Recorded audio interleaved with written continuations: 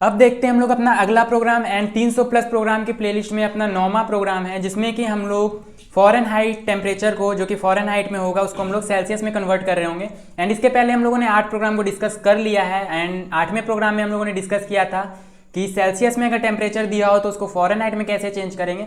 And उसमें सबसे ज़्यादा इंपॉर्टेंट जो था, वहाँ पे हम लोगों ने एरर एक डिस्कस किया था जो कि काफ़ी टाइम्स आता है एंड बच्चे जो हैं मतलब मैथमेटिकल एक्सप्रेशंस को सही भी लिख रहे होते हैं फिर भी वो एरर आ रहा होता है। तो वो क्यों एरर आ रहा होता है उसको हम लोगों ने डिस्कस किया था एंड वो एरर को हम लोग एक्यूरेट किस तरह से कर सकते हैं, करेक्ट किस तरह से कर सकते हैं, उसको हम लोगों ने डिस्कस किया था। तो काफ़ी ज़्यादा इंपॉर्टेंट था, अगर वो आप लोगों ने नहीं देखा है तो जाके देख लो। एंड इस वाले प्रोग्राम से तो काफ़ी ज़्यादा इंपॉर्टेंट है वो, क्योंकि अगर वो आपको आ रहा है तो ये आप लोग बिना देखे भी इसको बना सकते हो। तो मैं रिकमेंड करूंगा कि आप लोग इसको देखने से पहले वही वाला प्रोग्राम देख लो, तो आप लोगों को पता चल जाएगा कि वहाँ पे क्या एरर आ रहा था एंड हम लोगों ने क्या सॉल्व किया था। क्योंकि ये प्रोग्राम तो काफ़ी सिंपल होगा, इसमें एज सच कोई खास एरर हम लोग मिलेगा नहीं, क्योंकि वो जो एरर आ रहा था वो हम लोग यहाँ पे आसानी से उसको फ्री कर पाएंगे। ठीक है, तो हम लोग सबसे पहले देखते हैं फ़ॉरेनहाइट को सेल्सियस में चेंज करने के लिए फॉर्मूला क्या होगा। तो जो सेल्सियस से फ़ॉरेनहाइट में चेंज करने के लिए फॉर्मूला था उसी को हम लोग थोड़ा अपग्रेड कर लेंगे तो आ जाएगा। तो वो फॉर्मूला क्या था, Fahrenheit is equal to 9/5 into degree Celsius, 9/5 into degree Celsius and plus 32। ठीक है, तो इसी को अगर हम थोड़ा सा एक्सचेंज कर दे वैल्यू को, तो यहाँ पे 32 उधर जाके -32 हो जाएगा एंड ब्रैकेट, और इधर 9/5 जो कि है उधर जाके क्या हो जाएगा 5/9 हो जाएगा इज इक्वल टू सी। तो अगर हम लोगों को फ़ॉरेनहाइट को सेल्सियस में चेंज करना है तो हम लोग ये एक्सप्रेशंस को यूज़ कर रहे होंगे। ठीक है, कौन सा एक्सप्रेशंस यूज़ कर रहे होंगे, f-32। इसको मैं अच्छे से ये लिख दूँ कि हम लोग सी प्रोग्राम में क्या लिख रहे होंगे। तो c is equal to f-32 and into 5/9। ये एक्सप्रेशंस हम लोग सी में लिख रहे होंगे, जिससे कि हम लोगों को फ़ॉरेनहाइट को सेल्सियस में चेंज करके सी लैंग्वेज दे रहा होगा।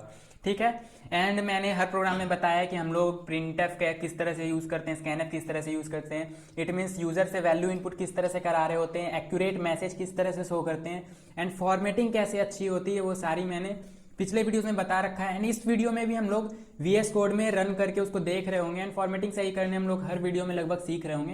तो एज सच कोई टेंशन लेने वाली बात नहीं है, आप लोग इसमें किसी भी प्रोग्राम को देख सकते हो अगर आप लोगों ने पिछले प्रोग्राम्स को नहीं देखा है तो। बट आप लोगों को बेसिक नॉलेज थोड़ी सी होनी चाहिए, क्योंकि बहुत ज़्यादा बेसिक से बताना हर वीडियो में पॉसिबल नहीं है। एंड मैं काफ़ी कोशिश करता हूँ कि मैं बेसिक से ही बताऊँ।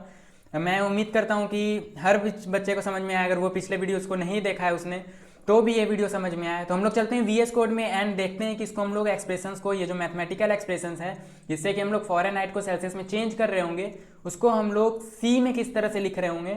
हम लोग आते हैं VS कोड पे एंड हम लोग देखते हैं किस तरह से लिख रहे होंगे। तो हमेशा की तरह सबसे पहले हम लोग अपना हेडर फाइल इंक्लूड कर लेंगे, hash include and stdio.h header file include कर लेंगे एंड उसके बाद इंट मेन फंक्शन हम लोग यहाँ पे देंगे, जिसके के अंदर हम लोग कोड लिख रहे होते हैं अपना। एंड हम लोग डिक्लेयर कर लेंगे इंट में। एंड मैंने बताया था इंट में डिक्लेयर करने से ज़्यादा बेटर है कि आप फ्लोट में डिक्लेयर करो, क्योंकि यूज़र जो है ज़रूरी तो है नहीं कि वो इंटीजर वैल्यू डाल रहा होगा, हो सकता है वो डेसिमल में कुछ वैल्यू डाले। तो इंट से ज़्यादा बेटर है कि हम लोग फ्लोट में डालें, वैल्यू को फ्लोट में इनपुट करें, ताकि फ्लोट में डिक्लेयर करें ताकि यूज़र जो है इनपुट कर पाए, चाहे तो वो उसकी मर्जी है इंटीजर में इनपुट करे फ्लोट में करे। लेकिन अगर हम लोग यहाँ इंटीजर डाल रहे होंगे, इंटीजर में डिक्लेयर कर रहे होंगे, तो होगा क्या, यूज़र फ्लोट में इनपुट नहीं कर पाएगा। तो इसलिए हम लोग यहाँ पे फ्लोट में डिक्लेयर करेंगे एंड C, F डिक्लेयर कर लेंगे हम लोग। C का यहाँ पे मतलब होगा सेल्सियस एंड F का मतलब होगा फ़ॉरेनहाइट। एंड ऑब्वियसली आप लोग सेल्सियस को पूरा पूरा यहाँ लिख सकते हो, फ़ॉरेनहाइट को भी पूरा पूरा लिख सकते हो। हाँ, और अगर आप लोग बड़ा प्रोग्राम बना रहे हो तो डेफिनेटली आप लोग पूरा पूरा ही लिखोगे। मैं रिकमेंड करूँगा कि आप लोग पूरा पूरा लिखो, ताकि कोई भी अगर प्रोग्रामर यहाँ पे कोड को पढ़ रहा है तो उसको एकदम अच्छे से समझ में आ जाए कि उसने यहाँ क्या लिखा है एंड क्या कोड है। एंड कमेंट भी लिखते रहो साथ में, ताकि आप लोगों को आदत बना रहे। एंड मैंने पिछले वीडियोज़ में तो उतने कमेंट नहीं लिखे हैं, लेकिन मैं इस वीडियो में आप लोगों को, इस वीडियो के आगे जितने भी वीडियो होंगे मैं कमेंट लिख लिख के बता रहा हूँ, जो कि काफ़ी बेटर तरीका है प्रोग्राम को लिखने का। इससे आप लोगों के प्रोग्राम को कोई भी समझ पाएगा, कोई भी प्रोग्रामर आके देख के समझ पाएगा। कोई भी कंपनी में अगर आप लोग काम कर रहे हो तो कमेंट के साथ ही लिखना ज़्यादा बेटर होता है। ठीक है, तो हम लोग यहाँ पे सबसे पहले कमेंट लिख रहे होंगे। तो यहाँ पे हम लोग लिख लेते हैं डिक्लेयर। ठीक है, मतलब इसके नीचे जो हम लोग लिख रहे हैं डिक्लेयर कर रहे हैं। एंड उसके बाद हम लोग क्या कर रहे होंगे, उसके बाद हम लोग यूज़र से इनपुट ले रहे होंगे। तो हम लोग कमेंट लिख लेते हैं कि इनपुट फ्रॉम द यूज़र। छोटे छोटे कमेंट लिख सकते हो आप लोग, कोई दिक्कत नहीं है इसमें। लेकिन कमेंट क्या करेगा, एक ज़्यादा इफिशियंसी दे देगा कोड को, हम लोग ज़्यादा अच्छे से उसको रीड कर पाएंगे। रीडिंग कैपेबिलिटी कोड की वो बढ़ा देगा, इंक्रीज़ कर देगा, तो हम लोग ज़्यादा बेटर हो जाएगा प्रोग्राम हम लोग का। हालांकि कोड वही रहेगा, कमेंट का कोई इफेक्ट पड़ता नहीं है, लेकिन फिर भी कोड लिखने से प्रोग्राम ज़्यादा एफिशिएंट हो जाता है। तो हम लोग लिखेंगे इनपुट फ्रॉम यूज़र एंड इसके नीचे हम लोग इनपुट ले रहे होंगे प्रिंटफ। सबसे पहले मैसेज शो करेंगे कि इंटर द, या हम लोग लिखते हैं इंटर, अच्छा चलो यही लिखते हैं, enter the temperature and temperature का मैंने स्पेलिंग गलत लिख दिया, temperature in degree Celsius, enter the temperature in, sorry degree Fahrenheit, क्योंकि फ़ारेनहाइट से सेल्सियस में चेंज करना है, तो डिग्री फ़ारेनहाइट। तो यूज़र क्या कर रहा होगा, यूज़र जो है इनपुट कर रहा होगा फ़ारेनहाइट में इस मैसेज को देखने के बाद, एंड वो जो इनपुट कर रहा होगा उसको हम लोग किस तरह से ले रहे होंगे, स्कैनफ फंक्शन से, and %f format specifier use करेंगे। क्यों? क्योंकि यहाँ पे हम लोगों ने जो डिक्लेयर किया है डेटा टाइप वो फ्लोट डेटा टाइप है, तो क्योंकि फ्लोट डेटा टाइप है तो हम लोग फॉर्मेट %f का यूज़ कर रहे होंगे फॉर्मेट स्पेसिफायर के तौर पर, ठीक है। एंड इसको हम लोगों ने हर वीडियो में देखा है, तो काफ़ी आसान है ये, कोई एज सच कोई यहाँ पे खास नहीं है फॉर्मेट स्पेसिफायर का क्यों यूज़ करते हैं। आप लोग अगर मेरा प्रोग्राम 1 जाके देख लोगे तो काफ़ी अच्छे से समझ में आ जाएगा, ठीक है। तो %f एंड यहाँ पे हम लोगों को फॉरेन ये f वाला जो कंटेनर उसमें स्टोर कराना है, तो हम लोग देंगे m%f। इससे क्या होगा, जो भी यूज़र इनपुट कर रहा होगा वो %f मतलब f वाला जो कंटेनर है, f वाला जो वेरिएबल है उसमें जाकर स्टोर हो जाएगा, ठीक है। तो हम लोगों ने इनपुट करा दिया, अब उसके बाद क्या करेंगे, हम लोगों का प्रोसेसिंग का स्टेप हो जाएगा, तो हम लोग कमेंट लिख लेते हैं प्रोसेसिंग, ठीक है। एंड उसके नीचे हम लोग क्या कर रहे होंगे, प्रोसेस का करा रहे होंगे, या हम लोग सीधा लिख लेते हैं मैथमेटिकल एक्सप्रेशन, यहाँ पे लिख लेते हैं mathematical expression to convert Fahrenheit to Celsius, ठीक है, convert Fahrenheit to Celsius. And अगर यहाँ पे कुछ लिखने में स्पेलिंग मिस्टेक हो जाए तो आप लोग सही कर लेना, ठीक है, क्योंकि मैं यहाँ पे स्पेलिंग आप लोगों को नहीं सिखा रहा हूँ। तो यहाँ पे हम लोगों ने कमेंट लिख लिया। अब यहाँ पे हम लोगों का जो एक्सप्रेशन था वो लिख लेते हैं, Fahrenheit is equal to bracket के अंदर 32 माइनस क्या था, सॉरी हम लोगों ने गलत लिख लिया, हम लोगों को लिखना था यहाँ पे क्या लिखना था, हम लोगों को लिखना था C is equal to bracket में F माइनस 32, ठीक है, क्योंकि हम लोग फ़ारेनहाइट को सेल्सियस में चेंज कर रहे हैं, तो C is equal to F minus 32 and multiplied bye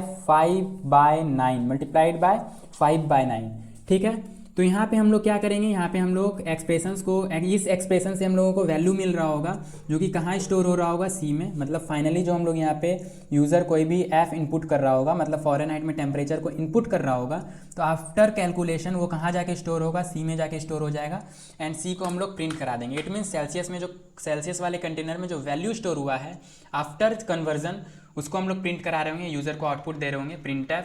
and यहाँ पे हम लोग मैसेज के साथ ऑब्वियसली प्रिंट कराएंगे हमेशा की तरह, ताकि देखने में थोड़ा अच्छा लगे। तो हम लोग यहाँ लिखेंगे temperature in degree Fahrenheit, temperature in degree Fahrenheit is equal to and %f comma, यहाँ पे हम लोग क्या देंगे %f कॉमा, एंड क्योंकि ये किस में स्टोर हुआ है, C में स्टोर हुआ है, तो हम लोग यहाँ C लिखेंगे। अब यहाँ पे कंफ्यूज मत होना, ये फॉर्मेट स्पेसिफायर वाला F है, एंड ये जो F है यहाँ पे हम लोगों ने डिक्लेयर किया है किसके लिए, फ़ारेनहाइट के लिए, ठीक है। तो ये फॉर्मेट स्पेसिफायर वाला %f है जो कि इंडिकेट कर रहा है यहाँ जो वैल्यू आएगी वो फ्लोट वैल्यू आएगी, ठीक है। एंड यहाँ पे जो C है वो क्या है, C है C वाला कंटेनर, मतलब जिसमें कि सेल्सियस आफ्टर कन्वर्जन जो सेल्सियस वाला वैल्यू स्टोर हुआ है वो यहाँ पे हम लोगों को प्रिंट कराना होगा, ठीक है। तब यहाँ पे हम लोग कर लेते हैं, एंड उसके बाद फाइनली हम लोग लिख देते हैं रिटर्न एंड 0, और उसके बाद हम लोग का क्या करते हैं, हम लोग यहाँ पे रन कराते हैं Ctrl+Shift+Q, जिससे कि हम लोग टर्मिनल को ओपन कर सकते हैं। क्योट आपको एस्केप की के नीचे दिख रहा होगा एक क्योट या टिल्ड का जो आप लोगों को सिंबल पता है, तो Ctrl+Shift+Q दाबेंगे तो यहाँ पे ओपन हो जाएगा। फिर लिखेंगे GCC, एंड मैं हर प्रोग्राम में लगभग आप लोगों को बता ही देता हूँ, GCC 9.c, ठीक है, GCC प्रोग्राम 9.c जो कि प्रोग्राम का अपना नाम है। एंड उसके बाद हम लोग क्या लिखेंगे, तो शायद यहाँ पे कुछ एरर आ रहा है, यहाँ पे हम लोग देख लेते हैं एक बार क्या एरर आ रहा है, ठीक है। printf, हम लोगों ने printf का स्पेलिंग गलत लिख दिया शायद कहीं, हाँ यहाँ पे printf लिख दिया हम लोगों ने, यहाँ पे क्या होता है printf होता है PRINTF। तो अब हम लोग अगेन रन करके देखते हैं, तो अब तो शायद कोई एरर नहीं आना चाहिए, फिर से हम लोग रन करके देख लेते हैं GCC प्रोग्राम 9.c, तो हाँ आपको ये एरर नहीं आ रहा है। हम लोग रन कराते हैं तो हम लोग फ़ारेनहाइट में कुछ वैल्यू देते हैं, जैसे हम लोगों ने पिछले प्रोग्राम में दिया था 45 डिग्री सेल्सियस, तो उसको कन्वर्जन के बाद फ़ारेनहाइट में आ रहा था 113 डिग्री फ़ारेनहाइट। तो अब हम लोग यहाँ पे 113 डिग्री फ़ारेनहाइट इनपुट करते हैं एंड देखते हैं क्या सेल्सियस में वो 45 आता है। तो 113 हम लोग इनपुट कर रहे हैं, ठीक है, 13 इनपुट कर रहे हैं तो देख सकते हैं आप लोग यहाँ पे आ चुका है फ़ॉरेनहाइट 45 एंड यहाँ पे कोई भी एरर नहीं आया है, यहाँ पे एक्यूरेट आंसर आया है। लेकिन फिर भी यहाँ पे आप लोग देख लो, यहाँ पे डेसिमल के बाद ये 6 डिजिट आ रहा है, डेसिमल के बाद ये 6 डिजिट आ रहा है एंड 6 डिजिट हम लोग क्या करेंगे यार, कोई यहाँ पे ऐसा कुछ यूज़ नहीं है 6 डिजिट का, ठीक है। ओ चार्ज लगा, चार्ज खत्म हो रहा है, डांस कर रहा है बैठ के बेवकूफ़। तो यहाँ पे 6 डिजिट आ रहा है, ठीक है। यहाँ पे हम लोगों को क्या चाहिए, डेसिमल के बाद 2 डिजिट चाहिए, तो हम यहाँ पे लिख देंगे %.2f एंड .2f का मतलब क्या होगा, .2f का मतलब होगा कि डेसिमल के बाद .2f का मतलब क्या होगा, डेसिमल के बाद 2 डिजिट चाहिए। क्या चाहिए, डेसिमल के बाद 2 डिजिट चाहिए। इतना हम लोग देखना पसंद नहीं करते हैं, ठीक है, अच्छा नहीं लगता है देखने में, हम लोगों को एक सुंदर आउटपुट चाहिए होता है ऑब्वियसली। तो यहाँ पे हम लोग वापस से इंटर करते हैं 113 एंड यहाँ पे देख लो 45.00 आ गया है।